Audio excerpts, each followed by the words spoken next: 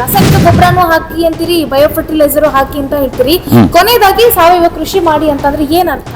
ನೋಡಿ ಇಲ್ಲಿ ಇದೆ ನೋಡಿ, ನಾನು ಆಗ್ಲೇ ಹೇಳಿದೆ ಕೌಂಟ್ ಬಗ್ಗೆ ಮಾತಾಡಿದೆ ನೋಡಿ. ಒಂದು ಮಿಲಿಗೆ 8 ಕೋಟಿ ಸೂಕ್ಷ್ಮಾಣು ಜೀವಿಗಳಿರ್ತವೆ.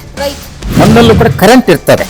ನಾವು ಕರೆಂಟ್ ಇರುತ್ತಾ? ಹೌದು, ಮತ್ತೆ ಈ ಕರೆಂಟ್ ಇಲ್ಲ ಅಂದ್ರೆ ನೀವು ಗಿಡಕ್ಕೆ ಇದು ಹಾಕಿದ ಗೊಬ್ಬರ ಹೆಂಗ್ ಹೋಗ್ತದೆ? ಬಹಳಷ್ಟು ಜನ ಮಿತ್ತದು ಇದು ನಾವು DAP ಹಾಕ್ತಾ ಇದೀವಿ, ಯೂರಿಯಾ ಹಾಕ್ತಾ ಇದೀವಿ, ಬಯೋ ಫರ್ಟಿಲೈಸರ್ ಹಾಕಬೇಕು ಅಂತ ಕೇಳ್ತಾರೆ. ಗೊಬ್ಬರಗಳು ನೀವು ಹಾಕೋದು ಕಡಿಮೆ ಮಾಡಿ ಇದು ಸ್ವಲ್ಪ ಹಾಕಿ. ನೋಡಿ ಈ ರೈಜೋಬಿಯಂ ಇದೆಯಲ್ಲ, ರೈಜೋಬಿಯಂ ಅನ್ನ ದ್ವಿದಳ ಧಾನ್ಯಗಳು ಅಂತೇಳಿ ನಾವು ಪಲ್ಸಸ್ ಅಂತ ಕರಿತೀವಿ. ಆ ಬೇರು ಗಂಟಿರುತ್ತೆ ನೋಡಿ, ಸೊ ಅಲ್ಲಿ ನಾವು ರೈಜೋಬಿಯಂ ಅಪ್ಲೈ ಮಾಡಬೇಕಾಗುತ್ತೆ. ಸೊ ರೈಜೋಬಿಯಂ ಒಂದು ದ್ವಿದಳ ಧಾನ್ಯಕ್ಕೆ, ಇದು ಏಕದಳ ಧಾನ್ಯಕ್ಕೆ ಅಜಿಟೋಬ್ಯಾಕ್ಟೀರಿಯಾ ಮಣ್ಣಿನಲ್ಲೂ ಇರುತ್ತೆ. ಅದನ್ನು ನಾವು ತೆಗೆದು ಈ ಥರ ನಾವು ಮತ್ತೆ ಡೆವಲಪ್ ಮಾಡಿರ್ತೀವಿ. ಸೊ ಅದು ಕರೆಸೋದಕ್ಕೆ ಶಕ್ತಿ ಬೇಕು. ಆ ಶಕ್ತಿ ಸೂಕ್ಷ್ಮಾಣು ಜೀವಿಗಳಲ್ಲಿದೆ. ಆಗಲೇ ಹೇಳಿದ್ರಲ್ಲಿ ನೀವು ಕೋಟ್ಯಾಂತರ ಜೀವಿಗಳು ಅಂತ, ಅವು ಹೋಗಿ ಅದನ್ನು ಅಟ್ಯಾಕ್ ಮಾಡಿ ಕರಗಿಸ್ಬೇಕು. ಕರಗಿಸಿದಾಗ ಇದು ಮೇಲೆಗೆ ಅವೈಲಬಲ್ ಫಾರ್ಮ್ ಅಂತ ನಾವು ಕರಿತೀವಿ.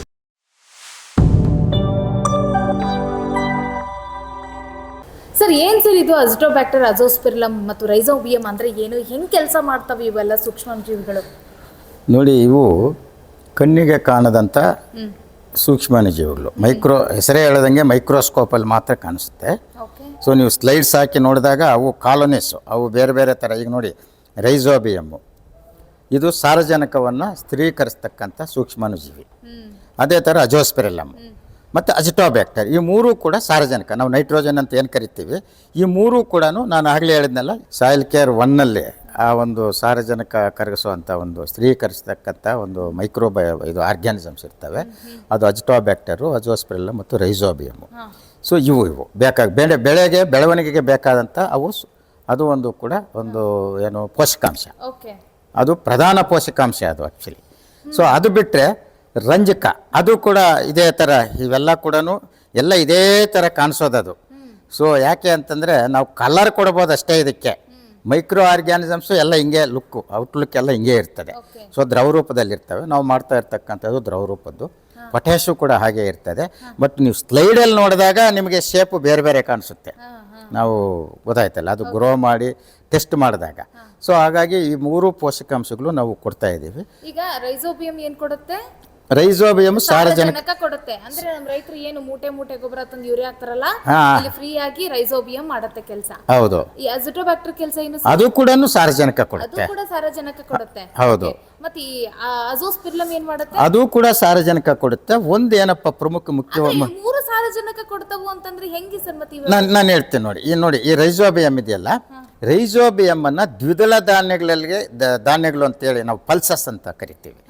ಆ ಬೇರು ಗಂಟಿರುತ್ತೆ ನೋಡಿ, ಸೊ ಅಲ್ಲಿ ನಾವು ರೈಜೋಬಿಯಂ ಅಪ್ಲೈ ಮಾಡಬೇಕಾಗುತ್ತೆ.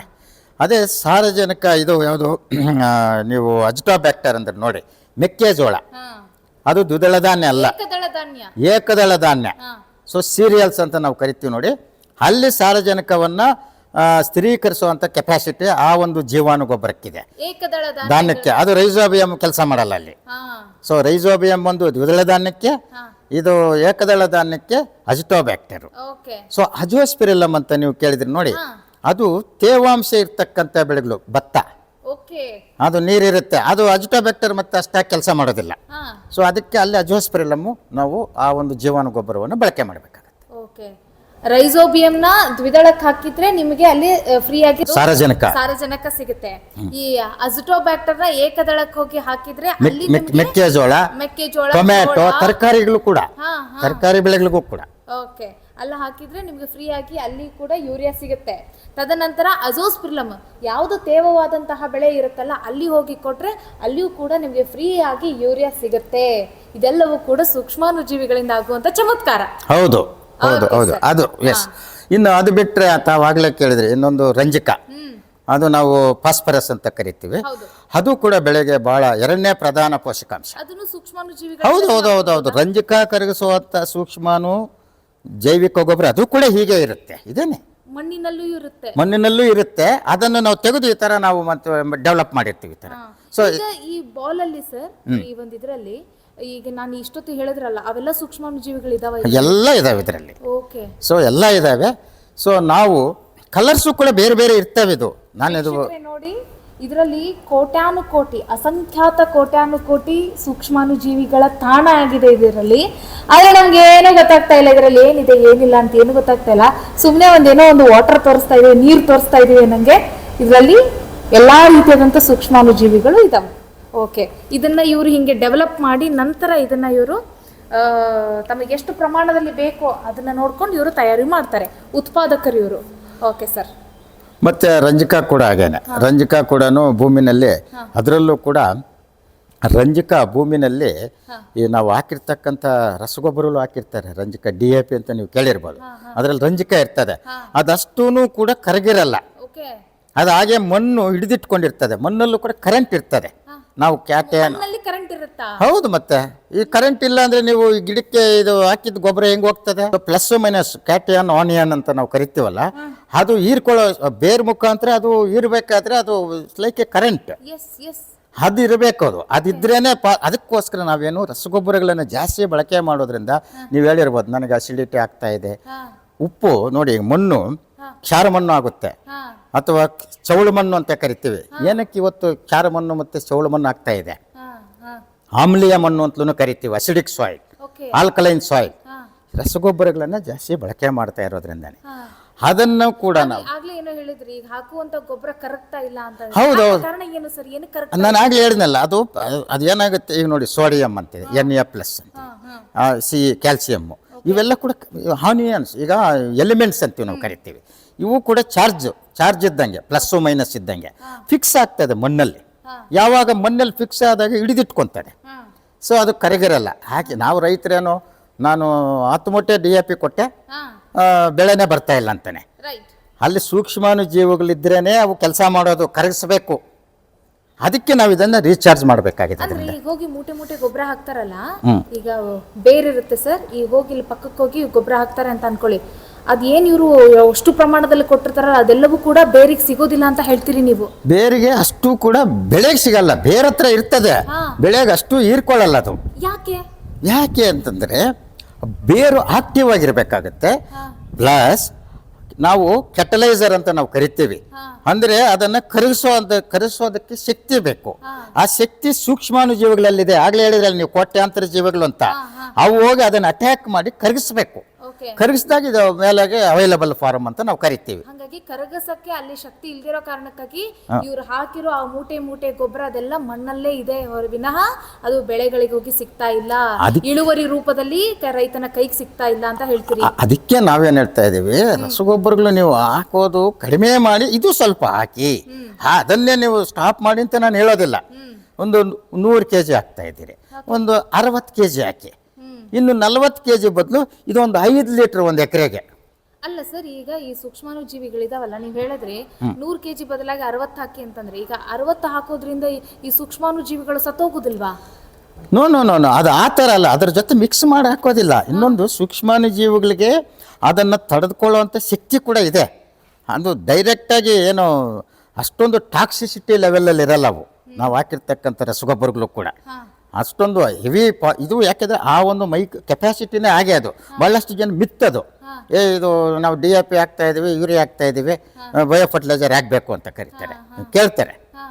ಅದು ಕರೆಕ್ಟ್ ಅಲ್ಲ. ಅದು ಅಂದ್ರೆ ನನಗೇನು ಅರ್ಥ ಆಗ್ತಾ ಇಲ್ಲ ಅಂತಂದ್ರೆ, ನೀವು ರಾಸಾಯನಿಕ ಗೊಬ್ಬರನೂ ಹಾಕಿ ಅಂತೀರಿ, ಬಯೋ ಫರ್ಟಿಲೈಸರ್ ಹಾಕಿ ಅಂತ ಹೇಳ್ತೀರಿ, ಕೊನೆಯದಾಗಿ ಸಾವಯವ ಕೃಷಿ ಮಾಡಿ ಅಂತಂದ್ರೆ ಏನ್ ಅರ್ಥ? ನೋಡಿ, ಇಲ್ಲಿ ಇದೆ ನೋಡಿ, ನಾನು ಆಗ್ಲೇ ಹೇಳಿದೆ, ಕೌಂಟ್ ಬಗ್ಗೆ ಮಾತಾಡಿದೆ ನೋಡಿ. 1 ಮಿಲಿಗೆ 8 ಕೋಟಿ ಸೂಕ್ಷ್ಮಾಣುಜೀವಿಗಳಿರ್ತವೆ. ನೀವು ರಸಗೊಬ್ಬರಗಳು ಹಾಕಿ 0 ಆಗಿರ್ತವೆ. ಇದು ಹಾಕೋದ್ರಿಂದ ಒಂದಷ್ಟು, ಅಫ್ಕೋರ್ಸ್ ನಾನು ಒಪ್ತೀನಿ, ಇಲ್ಲ ಅಂತ ಹೇಳೋದಿಲ್ಲ. ರಸಗೊಬ್ಬರಗಳನ್ನು ಜಾಸ್ತಿ ಪ್ರಮಾಣದಲ್ಲಿದ್ದಾಗ ಇದಕ್ಕೆ ಎಫೆಕ್ಟ್ ಆಗುತ್ತೆ. ಒಂದಷ್ಟು ಜನ ಸೂಕ್ಷ್ಮಾಣುಜೀವಿಗಳು ಸತ್ತೋದ್ರೂ ಕೂಡ ಒಂದಷ್ಟು ಪರ್ಸೆಂಟೇಜ್ ಇರುತ್ತೆ, ಅದಷ್ಟೇ ಸಾಕು. ಆಮೇಲೆ ಪ್ರಕೃತಿದತ್ತವಾಗಿ ಭೂಮಿನಲ್ಲಿ ಮಲ್ಟಿಪ್ಲೈ ಆಗ್ತವೆ. ಹಾಗಂತೇಳಿ ನೀವು ಭಾಳಷ್ಟು ಜನ ಏನು, ನಾನು ಯೂರಿಯಾ ಹಾಕ್ತಿದ್ದೀನಿ, ಕ್ಯಾನಾಗಿ ಬಿಡಬೇಕು, ಎಲ್ಲ ಸೂಕ್ಷ್ಮಾಣುಜೀವಿಗಳು ಸತ್ತಾಗ್ತವೆ. So capacity, withstand capacity ಇದೆ. ಯಾವಾಗ ಅವು ಕಡಿಮೆ ಪ್ರಮಾಣದಲ್ಲಿ ಅಪ್ಲೈ ಮಾಡಿದಾಗ, ನೀವು ಬರೀ ಯೂರಿಯಾ ಜೊತೆನೆ ಸುರಿದು ಮಿಕ್ಸ್ ಮಾಡಿ ಹಾಕಿದ್ರೆ ಇರಲ್ಲ ಇವು. ಸೊ ಅದು ಹಾಕಿ ಅಟ್ಲೀಸ್ಟ್ ಒಂದು 15-20 ದಿವಸ ಗ್ಯಾಪ್ ಇರಬೇಕು. ಗ್ಯಾಪು ಇರುತ್ತೆ, 15 ಡೇಸ್ ಬಿಟ್ಟು ಹಾಕ್ಬೇಕಾಗತ್ತೆ ನೀವು. ಅಂದ್ರೆ ಈಗ ಏನು ಇವರು ಸಾಲಿಡ್ ಗೊಬ್ಬರ ಹಾಕ್ತಾರಲ್ಲ ಕೆಮಿಕಲ್ ಹಾಕಿ 15 ದಿನಗಳ ನಂತರ ಇದನ್ನ ಹಾಕ್ಬೇಕು, ಬಯೋ ಫರ್ಟಿಲೈಸರ್ ಹಾಕ್ಬೇಕು. ಹಾಕಿದ್ರೆ ಕೆಲಸ ಮಾಡ್ತದೆ, ಕೆಲಸ ಮಾಡ್ತದೆ. ನೀವು ಅದ್ರ ಜೊತೆ ಮಿಕ್ಸ್ ಮಾಡೋದು ರಾಂಗ್ ಪ್ರಾಕ್ಟೀಸ್ ಅಂತೀವಿ ನಾವು. ಬೆಳಗ್ಗೆ ಆ ಗೊಬ್ಬರ ಹಾಕಿದ್ದೀನಿ ಅಂತಂದ್ರೆ ಸಾಯಂಕಾಲ ಈ ಗೊಬ್ಬರ ಹಾಕೋದು ಬೇಡ ಬೇಡ ಅಂತ ಹೇಳ್ತೀರಾ? ತಪ್ಪು ತಪ್ಪು. ಓಕೆ ಸರ್, ಯಾವೆಲ್ಲ ಬೆಳೆಗಳಿಗೆ ಹಾಕ್ಬೇಕು ಅಂತ ಹೇಳ್ಬಿಡಿ ಫಟಾಫಟ್ ಅಂತ. ನೋಡಿ, ಇದನ್ನ ಎಲ್ಲ ಬೆಳೆಗೂ 16 ಪೋಷಕಾಂಶಗಳು ಬೇಕಲ್ಲ. ಇದರಲ್ಲಿ ಬಹಳ ಮುಖ್ಯವಾಗಿ ಪ್ರಧಾನ ಪೋಷಕಾಂಶಗಳಿದ್ದಾವೆ. ನಾನು ಆಗಲೇ ಹೇಳಿದೆ, ಸಾರಜನಕ, ರಂಜಕ, ಪೊಟ್ಯಾಷು, ಜಿಂಕು ಕೂಡ ಇರುತ್ತದೆ ಮೈಕ್ರೋ ಆರ್ಗ್ಯಾನಿಸಮ್ಸ್ ಅಲ್ಲಿ. ಸೊ ನೀವೇನು ಮಾಡಬೇಕಾಗುತ್ತೆ, ಎಲ್ಲ ಬೆಳೆಗೂ ನೋಡಿ, ಏಕದಳ ಬೆಳೆಗಳಾದಂಥ ರಾಗಿ, ಭತ್ತ, ಸೊ ಹಾಗೆ ನೀವು ತರಕಾರಿ ಬೆಳೆಗಳಾದಂಥ ಟೊಮ್ಯಾಟೊ, ಬದನೆ, ಹೂವಿನ ಬೆಳೆಗಳಾದಂಥ ಗುಲಾಬಿ, ಸೇವಂತಿಗೆ, ಸೊ ಎಲ್ಲ. ಆಮೇಲೆ ಇತ್ತೀಚೆಗೆ ಏನು ಪಾಲಿ ಹೌಸಲ್ಲಿ ಬೆಳೀತಾ ಇದೆ ನೋಡಿ, ಕ್ಯಾಪ್ಸಿಕಮ್ಮು, ಹೈಟೆಕ್ ಇದಕ್ಕೆ ಅಗ್ರಿಕಲ್ಚರಲ್ಲಿ ಅಂಥ ಬೆಳೆಗಳಿಗೂ ಬಹಳ ಹೆಸರು. ಇದು ಹೇಳಿ ಮಾಡಿಸಿದಂಥ ರಸಗೋ ಇದು ಅಗ್ರಿಕಲ್ಚರ್ ಮಾಡ್ತಾರಲ್ಲ, ಅದಕ್ಕೂ ಕೂಡ ಅದಕ್ಕಾಗಲ್ಲ. ಯಾಕೆಂದರೆ ಅದು ನೀರೆಲ್ಲ ಬೆಳೆಯುವಂಥದ್ದು. ಸೊ ಅದಕ್ಕೆ ಮೈಕ್ರೋನ್ಯೂಟ್ರಿಯನ್ಸ್ ಹಾಕ್ಬೇಕು, ಮ್ಯಾಕ್ರೋನ್ಯೂಟ್ರಿಯನ್ಸ್ ಅದು ಲಿಕ್ವಿಡ್ ಇದರಲ್ಲಿ ಹಾಕ್ತಾರೆ, ಅದಕ್ಕೆ ಇದು ಸೂಟ್ ಆಗೋದಿಲ್ಲ. ಪಾಲಿ ಹೌಸಲ್ಲಿ ನಾವು ಏನು ಬೆಳಿತೀವಿ ಕಲ್ಟಿವೇಶನ್, ಅದಕ್ಕೆಲ್ಲ ಬಳಕೆ ಮಾಡ್ಬೋದು. ಆಮೇಲೆ ಇದನ್ನು ಬಳಕೆ ಮಾಡೋ ಮೆಥಡಾಲಜಿ ಕೂಡ ಇರ್ತೀನಿ. ಸೀಡ್ ಟ್ರೀಟ್ಮೆಂಟ್ ಮಾಡ್ಬೋದು, ಬೀಜೋಪಚಾರ, ಬೀಜೋಪಚಾರ ಮಾಡ್ಬೋದು. ಅದು ಬಿಟ್ಟರೆ ನೀವು ಸಸಿ ನಾಟಿ ಮಾಡಬೇಕು. ಸಸಿ ಅದ್ದಿ ಕೂಡ ನಾಟಿ, ಇದು ಇನ್ನೂ ಒಳ್ಳೆಯದು ಇದರಿಂದ. ಆಮೇಲೆ ಈಗ ಹಾಕ್ಬಿಟ್ಟಿದ್ದೀವಿ ನಾವು, ಟೊಮ್ಯಾಟೊ ಹಾಕಿ 15 ದಿವಸ ಆಗಿದೆ. ಆಗ ನಾನು ಹೇಳ್ತೀನಿ, ಆವಾಗ ಆಗಲೇ ಹೇಳಿದ್ನಲ್ಲ, ನಮ್ಮ ಸಾಯಿಲ್ ಕೇರ್ 1, 2, 3 ನಾಟಿ ಆದಮೇಲೆ, ಯಾವುದೇ ಬೆಳೆ ಆಗಲಿ ನಾಟಿ ಆದಮೇಲೆ ಒಂದು 20 ದಿವಸಕ್ಕೆ 1, ಆಮೇಲೆ ಅದಾದಮೇಲೆ 1 ವಾರಕ್ಕೆ 2, ಆಮೇಲೆ ಬೂಸ್ಟರ್ ಅಂತ ಬಿಟ್ಟರೆ, ಸೊ ನಿಮಗೆ ಸಾರಜನಕನೂ ಸಿಗುತ್ತೆ, ರಂಜಕನೂ ಸಿಗುತ್ತೆ, ಪೊಟ್ಯಾಷಿಯಂ ಸಿಗುತ್ತೆ. ಯಾವ ರೂಪದಲ್ಲಿ? ದ್ರವ ರೂಪದ ಸೂಕ್ಷ್ಮಾಣುಜೀವಿಗಳ ರೂಪದಲ್ಲಿ ಸಿಗುತ್ತೆ. ಸೊ ಬೆಳೆ ಕೂಡ ರೋಗ ನಿರೋಧಕತೆ ಬರುತ್ತೆ. ಈಗ ರಸಗೊಬ್ಬರಗಳು ಹಾಕಿದರೆ ಯಥೇಚ್ಛವಾಗಿ ಬೆಳೀತದೆ, ರಸ ಇರೋ ಕೀಟಗಳು ಜಾಸ್ತಿ ಆಗ್ತವೆ. ಆಮೇಲೆ ಬೂದಿ ರೋಗ, ಶಿಲೀಂಧ್ರ ರೋಗ ಅಂತ ಕರಿತೀವಿ, ಬ್ಯಾಕ್ಟೀರಿಯಾ ರೋಗ ಅಂತ ಕರಿತೀವಿ. ರೋಗ ಬಾಧೆಯೂ ಕಡಿಮೆ ಆಗುತ್ತೆ, ಕೀಟ ಬಾಧೆಯೂ ಕಡಿಮೆ ಆಗುತ್ತೆ, ಮತ್ತು ಭೂಮಿಯ ರೋಗ ನಿರೋಧಕ ಶಕ್ತಿ ವೃದ್ಧಿ, ಬೆಳವಣಿಗೆ ಕೂಡ ಜಾಸ್ತಿ ಆಗುತ್ತೆ, ಹೆಚ್ಚಿನ ಇಳುವರಿ ಕೂಡ ಪಡೆಯಬಹುದು. ಓಕೆ, ಈಗ ನೀವು ಕರ್ನಾಟಕದ ಯಾವೆಲ್ಲ ಭಾಗಗಳಿಗೆ ಕೊಡ್ತಾ ಇದ್ದೀರಿ ಇದು ಸಾಯಿಲ್ ಕೇರ್ನ, ಅಥವಾ ಹೊಸಕೋಟೆಯಲ್ಲಿ ಮಾತ್ರ ಸೇಲ್ ಮಾಡ್ತಾ ಇದ್ದೀರಾ, ಏನು ಕತೆ? ಇದನ್ನು ಕರ್ನಾಟಕದ ನಾವು ನಮಗೆ ಆಯ್ಕೆ ಮಾಡಿಕೊಂಡಂಥ, ಯಾಕೆ ಅಂತಂದರೆ ಇದ್ರ ಬಗ್ಗೆ ಇದು ಮಾರ್ಕೆಟಿಂಗ್ ಅಷ್ಟು ಭಾಳ ಕಷ್ಟನೇ ಇದೆ. ಸೊ ಹಾಗಾಗಿ ನಾವು ಆಯ್ಕೆ ಮಾಡಿರ್ತಕ್ಕಂಥವ್ರು ಎಂಥವ್ರು ಅಂತಂದರೆ ತಿಳುವಳಿಕೆ ಇರಬೇಕು ಇದ್ರ ಬಗ್ಗೆ. ಇವು ಕೆಲಸ ಮಾಡ್ತೇವೆ ಅನ್ನೋದು ಇದ್ದಾರೆ. ಇತ್ತೀಚೆಗೆ ಅವರ ಸಂಖ್ಯೆ ಜಾಸ್ತಿ ಆಗ್ತಾ ಇದೆ. ಪ್ರಗತಿಪರ ರೈತರು ಕೂಡ ಇದನ್ನು ಬಳಕೆ ಮಾಡ್ತಾ ಇದ್ದಾರೆ. ಈಗ ನಾವು ಶಿವಮೊಗ್ಗ ಕಡೆ ಕೊಟ್ಟಿದ್ದೀವಿ, ಆ ಭಾಗದಲ್ಲಿ ಚಂದ್ರಪ್ಪ ಅಂತ ಒಬ್ಬರು ಇದ್ದಾರೆ, ಅಡಿಕೆಗೆಲ್ಲ ಕೊಡ್ತಾ ಇದ್ದೀವಿ ನಾವು ಅಲ್ಲಿ. ಅಡಿಕೆ ಮತ್ತು ಶುಂಠಿಗೆ ಆ ಭಾಗದಲ್ಲಿ ಚೆನ್ನಾಗಿ ಕೆಲಸ ಮಾಡ್ತಾ ಇದೆ. ಯಾಕೆಂದರೆ ಅಡಿಕೆಗೆ ಆ ಪೈರುಕಲೇರಿಯಾ ಅಂತ ಒಂದು ರೋಗ ಬಂದಿದೆ. ಸೊ ಅದಕ್ಕೆ ಈಗ ಅದಕ್ಕೂ ಕೂಡ ಕೆಲಸ ಮಾಡ್ತಾರೆ, ರೋಗ ನಿರೋಧಕ ಶಕ್ತಿ ಡೆವಲಪ್ ಮಾಡ್ತಾ ಇದೆ ಇದು ಸಾಯಿಲ್ ಕೇರ್. ಸೊ ಆ ಭಾಗದಲ್ಲಿ ಕೊಟ್ಟಿದ್ದೀವಿ. ಈ ಕಡೆ ನಮ್ಮ ಕೋಲಾರ ಭಾಗದಲ್ಲಿ ಡೀಲರ್ಸ್ ಅಂತ ನಾವು ಕೆಲವರು ಇದ್ದಾರೆ, ಸೊ ತಗೊಂಡೋಗಿ ಸೇಲ್ ಮಾಡ್ತಾ ಇದ್ದಾರೆ. ನಾನು ಸಿದ್ಧರಾಗಿದ್ದೀರಲ್ಲ, ಇಲ್ಲ ಆಲ್ರೆಡಿ ಕೊಡ್ತಾ ಇದ್ದೀವಿ, ಕೊಡ್ತಾನೆ ಇದ್ದೀರಿ. ನಮ್ಮ ಕೋಲಾರದಲ್ಲಿ ಟೊಮ್ಯಾಟೊಗೆ ಬಳಕೆ ಮಾಡಿದ್ದಾರೆ. ಈ ಕಡೆ ವಾಟರ್ ಮೆಲನ್, ಈಗ ಕಲ್ಲಂಗಡಿಗಂತೂ ಈ ಸಿರಾ ಭಾಗದಲ್ಲಿ ನಾವು ಕೊಟ್ಟಿದ್ದೀವಿ, ತುಂಬ ಚೆನ್ನಾಗಿ ಕೆಲಸ ಮಾಡ್ತಾ ಇದೆ. ಸೊ ಎಲ್ಲ ಬೆಳೆಗೂ, ಹಣ್ಣಿನ ಬೆಳೆಗಳಿಗೆ ಕೊಡ್ಬೋದು, ಎಲ್ಲ ತೋಟಗಾರಿಕೆ ಬೆಳೆಗಳು, ಭೂಮಿ ಮೇಲೆ ಬೆಳೆಯುವಂತ ಪ್ರತಿಯೊಂದು ಬೆಳೆಗಳಿಗೂ ನೀವು ಸಾಯಿಲ್ ಕೇರ್ನ ಅಪ್ಲೈ ಮಾಡಬಹುದು. ಎಲ್ಲ ಬೆಳೆಗೂ ಅಪ್ಲೈ ಮಾಡಿ. ಕರ್ನಾಟಕದ ಯಾವುದೇ ಮೂಲೆಯಿಂದನೂ ಕೂಡ ನೀವು ರೈತರಾಗಿದ್ರೆ, ನಿಮಗೆ ಈ ಪ್ರಾಡಕ್ಟ್ ಅವಶ್ಯಕತೆ ಬೇಕಿತ್ತು ಅಂತಂದ್ರೆ ನೀವು ವೆಂಕಟರಮಣ ಸರ್ನ ಕಾಂಟ್ಯಾಕ್ಟ್ ಮಾಡಬಹುದು. ಖಂಡಿತವಾಗ್ಲೂ ಮಾಡಬಹುದು. ಸ್ಕ್ರೀನ್ ಮೇಲೆ ಡಿಸ್ಪ್ಲೇ ಆಗ್ತಾ ಇರುವಂತ ನಂಬರ್ಗೆ ಕಾಂಟ್ಯಾಕ್ಟ್ ಮಾಡೋ ಮೂಲಕ ಸರ್ನ ನೀವು ಸಂಪರ್ಕಿಸಿ